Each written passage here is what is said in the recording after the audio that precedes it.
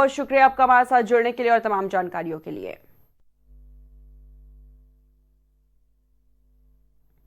बुलंदशहर के सिकंदराबाद पुलिस और बदमाशों के बीच मुठभेड़ के बाद पुलिस की गोली लगने से कुख्यात लुटेरा अब्दुल उर्फ शारिक घायल हो गया और मौके से उसके दो अन्य साथी राशिद उर्फ दंगल और अल्ताफ भी गिरफ्तार किए गए हैं। बताया जा रहा है कि तीनों बदमाश दिल्ली एनसीआर में दर्जनों लूट की वारदातों में काफी दिनों से वांछित थे। आरोपियों के कब्जे से लूटे गए आभूषण, 33,000 रुपए नगद और 3 तमंचे भी बरामद किए गए हैं। साथ ही 2 बिना नंबर की बाइकें और करीब 5 किलो तांबे के तार भी बरामद किए गए। फिलहाल पुलिस पूरे मामले की जांच पड़ताल में जुटी हुई है। 5 जुलाई 2025 को थाना सिकंदराबाद पुलिस द्वारा दादरी रोड पे सिरोधन कट के पास चेकिंग की जा रही थी। चेकिंग के दौरान जब 2 बाइकों को रुकने का इशारा किया गया तो उनके द्वारा संतपुरा नहर की तरफ भागने का प्रयास किया गया। संतपुरा नहर पे भी जब उन्हें चेकिंग के लिए रोका गया तो संतपुरा नहर की पटरी पे भागने लगे तथा उनके द्वारा पुलिस के ऊपर फायरिंग भी की गई। आत्मरक्षात्मक कार्रवाई में एक बदमाश के पैर में गोली लगी है तथा 2 बदमाशों को साथ में गिरफ्तार किया गया है। इनके पास से घटना में प्रयुक्त 2 मोटरसाइकिल जो ये कई अपराधों में अपने साथ यूज़ कर चुके हैं तथा 3 तमंचे, 2 खोखा कारतूस तथा 3 जिंदा कारतूस बरामद किए गए। साथ ही साथ इनके पास से तलाशी में पीली और सफ़ेद धातु के कुछ आभूषण लगभग 37,000 रुपये भी बरामद किए गए हैं तथा मोटर चोरी करने के लिए जो तार प्रयुक्त होता है तथा जो काटने के लिए जो मशीन होती है उसको भी बरामद किया गया है। जब पूछताछ में इनका नाम इनसे पूछा गया तो इन तीनों ने ये बताया कि ये नगला गोविंदपुर जो कि थाना ककोड़ में है वहाँ के रहने वाले हैं। इसमें एक व्यक्ति अब्दुल उर्फ शाकिर, इसके ऊपर 1.5 दर्जन से ज़्यादा मुकदमे हैं तथा जो बाकी 2 व्यक्ति हैं दंगल तथा राशिद, इनके ऊपर भी आधा दर्जन मुकदमे हैं। ये सारे मुकदमे लूट, चोरी तथा टप्पेबाजी तथा अन्य प्रकार की मतलब जो चोरी के अपराध होते हैं इन्हीं के हैं। जो घायल व्यक्ति है इसको प्राथमिक उपचार के लिए प्राथमिक स्वास्थ्य केंद्र भेज दिया गया है।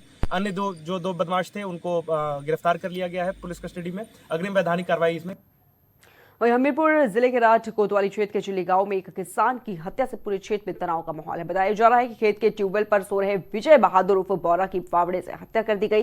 दरअसल मृतक के पास लगभग 20 बीघा कृषि भूमि थी और वो अपने खेत में स्थित ट्यूबवेल के कमरे में सो रहे थे, जिसके बाद अज्ञात हमलावरों ने उन पर फावड़े से हमला कर दिया और उनकी जान ले ली। घटना के बाद आक्रोशित ग्रामीणों और मृतक के परिजनों ने बुंदेलखंड एक्सप्रेसवे पर जाम लगा दिया। उन्होंने पुलिस को शव ले जाने से भी मना कर दिया।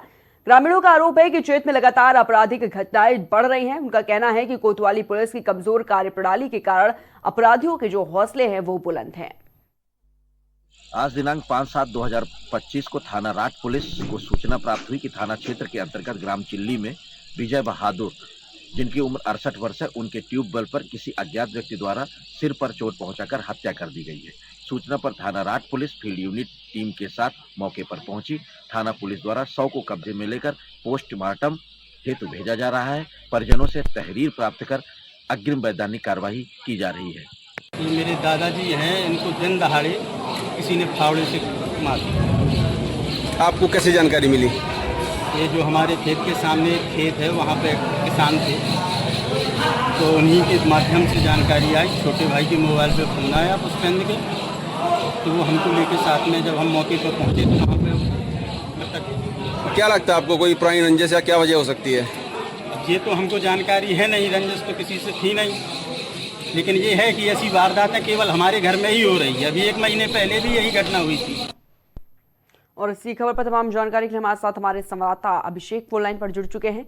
अभिषेक, क्या कुछ पूरा मामला है? जिस तरीके से खबर सामने आ रही है किसान की हत्या कर दी जाती है दिन दहाड़े, क्या कुछ पूरा मामला है?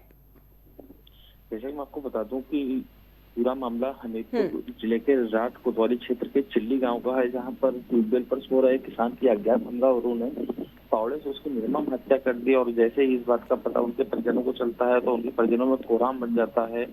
और इसी हत्या के साथ साथ एक पिछली हत्या का भी खुलासा उनके परिजनों ने किया, जो उन्होंने जैसा कि बताया कि इससे पूर्व में भी करीब 1 से 1.5 महीने पूर्व में इन्हीं के परिवार की एक महिला की हत्या कर दी गई थी और उनके परिजनों में उसका जो पति था वो आज भी कोमा में है।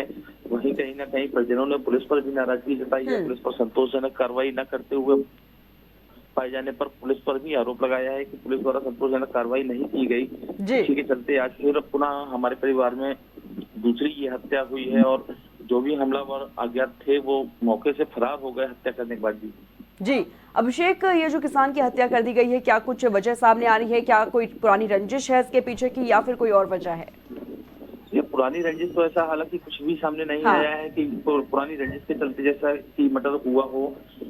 अज्ञात हमलावर थे, ना हमलावरों का अभी तक पुलिस पता लगा पाई है कि ना पुलिस अभी तक कारणों का पता लगाई है कि क्या कारण रहे।